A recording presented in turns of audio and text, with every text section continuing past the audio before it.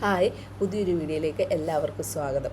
അപ്പം ഞാനിന്ന് വന്നിരിക്കുന്നത് നമ്മുടെ വീട്ടിൽ നമുക്ക് തന്നെ ചെയ്യാവുന്ന പൈസയൊന്നും പൈസ ചിലവില്ല, വലിയ നല്ല ഒട്ടും ചിലവില്ലാത്തൊരു വളം ഉണ്ടാക്കുന്നതാണ്. ഞാൻ സ്ഥിരം ഈ വളം തന്നെയാണ് പണ്ട് മുതലേ ഉപയോഗിച്ചുകൊണ്ടിരുന്നത്. എന്താണെന്ന് വെച്ചാൽ നമ്മുടെ വീട്ടിലെ കഞ്ഞിവെള്ളം നമ്മൾ ഉപയോഗിക്കുന്ന ഇപ്പം മാവൊക്കെ ഉണ്ടാക്കുമല്ലോ, നമ്മൾ രാവിലെ ഉണ്ടാക്കുന്ന ഇതിനുള്ള പലഹാരങ്ങളുടെ മാവുകളുടെ കഴുകുന്ന പാത്രത്തിലെ വെള്ളം, അങ്ങനെയുള്ള വെള്ളങ്ങളൊന്നും ഞാൻ കളയാറില്ല കേട്ടോ. ഒരു ബക്കറ്റ് വെച്ചിട്ട് ആ ബക്കറ്റിൽ ഒഴിച്ച് ഞാൻ വെക്കുകയാണ് ചെയ്യുന്നത്. അപ്പോൾ നമ്മുടെ മാവിൻ്റെ വെള്ളം, പിന്നെ നമ്മൾ കടല, പയറ്, പരിപ്പ് അങ്ങനെ കഴുകുന്ന എല്ലാ വെള്ളങ്ങളും ഞാൻ ശേഖരിച്ച് വെക്കാറുണ്ട്.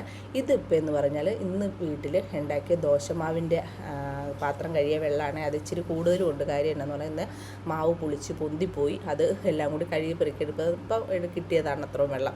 അപ്പോൾ ഇതിനകത്ത് ഞാൻ കഞ്ഞിവെള്ളം ഒന്നും ചേർക്കുന്നത് കാണിക്കുന്നില്ല കേട്ടോ. അപ്പോൾ ഇത് ശരിക്കും പറഞ്ഞാൽ ഈ മാവ്, അതായത് ഉഴുന്നും അരിയും കൂടി അരച്ച മാവിൻ്റെ വെള്ളമാണ്. ഇതിനകത്ത് ഉഴുന്ന്, അരി, ഉലുവ ഇത് മൂന്നും കൂടി ഇട്ടാണ് ഞാൻ അരക്കുന്നത്. ആ ഒരു ഇതിൻ്റെ വെള്ളമാണ് കേട്ടോ അത്. അതിനകത്ത് ഞാൻ സാധാരണ ചെയ്യുന്നത്, നമ്മൾ വീട്ടിൽ ഉപയോഗിക്കുന്ന പച്ചക്കറി വേസ്റ്റ്, അന്നന്ന് എടുക്കുന്ന പച്ചക്കറി വേസ്റ്റാണ്. ഇതിപ്പോൾ 2-3 ദിവസത്തെ പച്ചക്കറി വേസ്റ്റ് ഉണ്ട് കേട്ടോ. അതെനിക്ക് അങ്ങനെ മാറ്റി ഞാൻ വെച്ചിരുന്നതാണ്.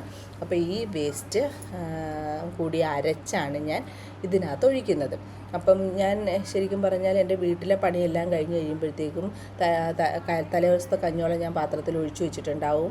എല്ലാ പരിപാടിയും കഴിഞ്ഞ് കഴിഞ്ഞാൽ നമ്മുടെ പച്ചക്കറി വേസ്റ്റും ഇതെല്ലാം കൂടി ഞാൻ മിക്സിയിൽ അടിച്ച് ഒഴിക്കുകയാണ് ചെയ്യുന്നത്. അതിനായിട്ടൊരു മിക്സി ഒരു ജാർ ഞാൻ മാറ്റി വെച്ചിട്ടുണ്ട്. അപ്പോൾ അത് അടിച്ച് ഞാൻ ഒഴിക്കുകയാണ് ചെയ്യുന്നത്. ഇതിപ്പോൾ 2-3 ദിവസത്തെ വേസ്റ്റ് ഉണ്ട്. കാര്യം എന്നാന്ന് പറഞ്ഞാൽ എനിക്ക് 2-3 ദിവസമായിട്ട് ചെയ്യാൻ പറ്റാഞ്ഞതുകൊണ്ടാണ്, പറ്റാഞ്ഞല്ലോ കേട്ടോ. ഈ വീഡിയോ എടുക്കണമെന്ന് വിചാരിച്ച് ഞാൻ ഓരോ ദിവസവും വെക്കും, അന്നേരം ചെയ്യാം, വീഡിയോ കാണിക്കാം. പക്ഷേ വീഡിയോ എടുക്കാൻ പറ്റാതെ വന്നിപ്പോൾ ഇന്ന് എടുക്കാം, നാളെ എടുക്കാമെന്ന് പറഞ്ഞാൽ അങ്ങനെ ഇപ്പോൾ 2 ദിവസം കഴിഞ്ഞു. അപ്പോൾ അതേ നമ്മൾ കൊണ്ടുപോയ പച്ചക്കറി വേസ്റ്റ് മൊത്തം എടുത്തിട്ടില്ലല്ലോ കേട്ടോ. അതിൻ്റെ ഒരു 1/4 ഭാഗം വേസ്റ്റ്, പച്ചക്കറി വേസ്റ്റ് അടിച്ചതാണ് ഈ കാണുന്നത് കേട്ടോ. മൊത്തം വേസ്റ്റ് ഇല്ല.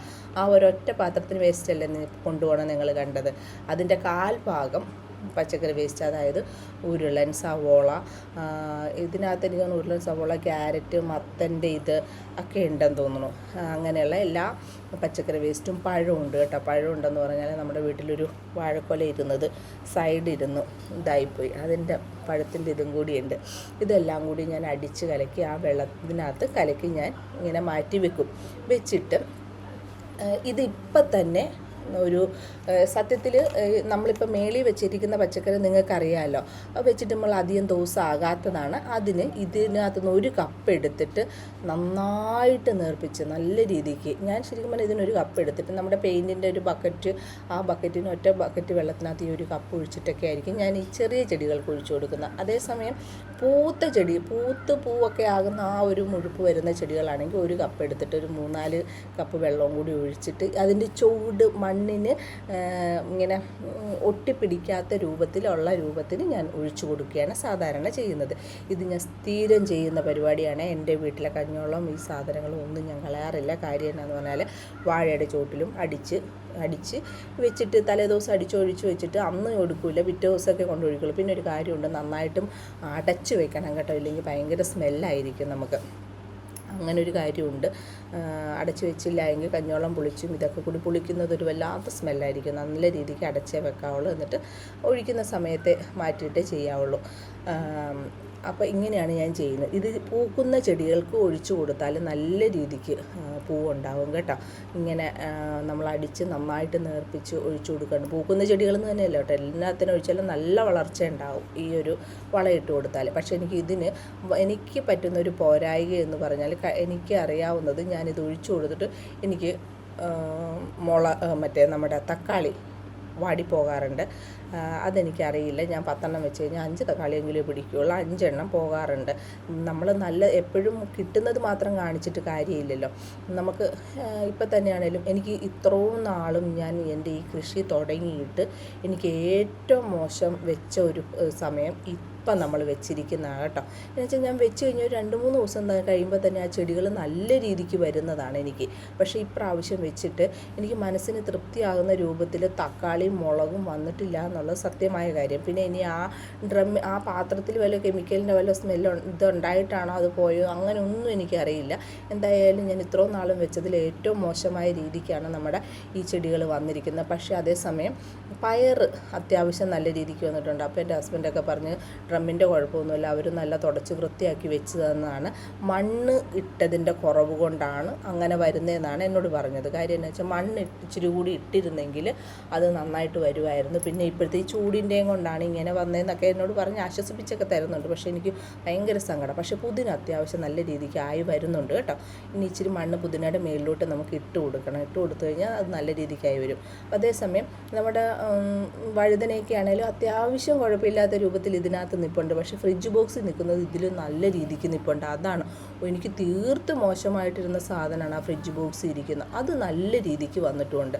അതിന് ഫ്രിഡ്ജ് ബോക്സിൻ്റെ അടിയിൽ നിറച്ചും കരിയിലയും പിന്നെ കഴിഞ്ഞ വർഷം നമ്മൾ നട്ട മുളകും എല്ലാത്തിൻ്റെയും കമ്പും കോലൊക്കെ ആ ഫ്രിഡ്ജ് ബോക്സിൻ്റെ അടിയിലാട്ടോ കിടക്കണം. അതിൻ്റെ മേളിൽ മണ്ണിട്ടിട്ടാണ് നമ്മളിട്ടത്. പക്ഷേ അത് നല്ല രീതിക്ക് വരുന്നുണ്ട് കേട്ടോ. അതിനകത്ത് അത്യാവശ്യം ചീരയും പിടിച്ച് നിൽപ്പുണ്ട് കേട്ടോ. നമ്മൾ പാകിയതല്ല, അല്ലാതെ വന്നേക്കുന്ന ചീരയാണ് പിടിച്ച് നിൽപ്പുണ്ട്. പിന്നെ പറയാനുള്ളൊരു കാര്യമെന്ന് പറഞ്ഞാൽ ഇതിനൊക്കെ ഞാൻ 2 ദിവസം കഴിയുമ്പോഴത്തേക്കും നമ്മുടെ ഇപ്പോൾ വെച്ച് കാണിച്ച ആ വളം ഞാൻ ഒഴിച്ചു കൊടുക്കും. തക്കാളിക്കും നമുക്ക് ഒഴിച്ചു കൊടുത്ത് നോക്കാം അല്ലേ, എന്തായാലും എന്താ വരുന്നതെന്ന് നമുക്കറിയാമല്ലോ. ഇനി ഒഴിച്ചു കൊടുക്കാതെ ഒന്നും ഇരിക്കുന്നില്ല. തക്കാളിക്കും എന്തായാലും 2 ദിവസം കഴിയുമ്പോഴത്തേക്കും ഞാൻ 2 ദിവസമല്ല, നാളെ തന്നെ ഒഴിച്ചു കൊടുക്കും ഞാൻ. ഇന്ന് ഇപ്പോൾ പുളിച്ചത് മാവല്ലേ, അപ്പോൾ നാളെ ആകുമ്പോൾ അതിനകത്ത് ഈ പുളിച്ച ഇതാകുമ്പോഴത്തേക്കും നല്ലൊരു ഇത് വരും കേട്ടോ, വ്യത്യാസം എല്ലാം ഇത് വന്ന് അതിനകത്ത് ഒത്തിരി അണുക്കളായിട്ട് അത് നല്ല അണുക്കളായിട്ട് തന്നെ നമുക്ക് അതിനകത്ത് കെട്ടി നല്ല ചെടിക്ക് നന്നായിട്ട് കരുത്തോടെ വളരാൻ പറ്റും. അപ്പോൾ ഇതൊക്കെയാട്ടോ ഞാൻ ഉപയോഗിക്കുന്ന വളങ്ങളിൽ പ്രധാനം. ചാരം, പിന്നെ നമ്മുടെ ചാണകം കലക്കിയത്. അപ്പോൾ ഇതൊക്കെയാണ് ഞാൻ ഉപയോഗിക്കുന്നത്. ഈ വീഡിയോ നിങ്ങൾക്ക് ഇഷ്ടപ്പെടുകയാണെങ്കിൽ ലൈക്ക് ചെയ്യുക, ഷെയർ ചെയ്യുക, സബ്സ്ക്രൈബ് ചെയ്യുക. അപ്പം ഇതൊക്കെ ആയിട്ട് പറയാനാണ്. പിന്നെ വേറൊരു കാര്യം പറയാനുള്ളത്, ഞാൻ ഓവറായിട്ട് സംസാരിക്കുന്നു എന്ന് പറയുന്നു. അങ്ങനെ ഉണ്ടെങ്കിൽ ക്ഷമിക്കുക. എനിക്കിങ്ങനെയൊക്കെ പറയാനേ അറിയാവുള്ളൂ, അതുകൊണ്ടാണേ.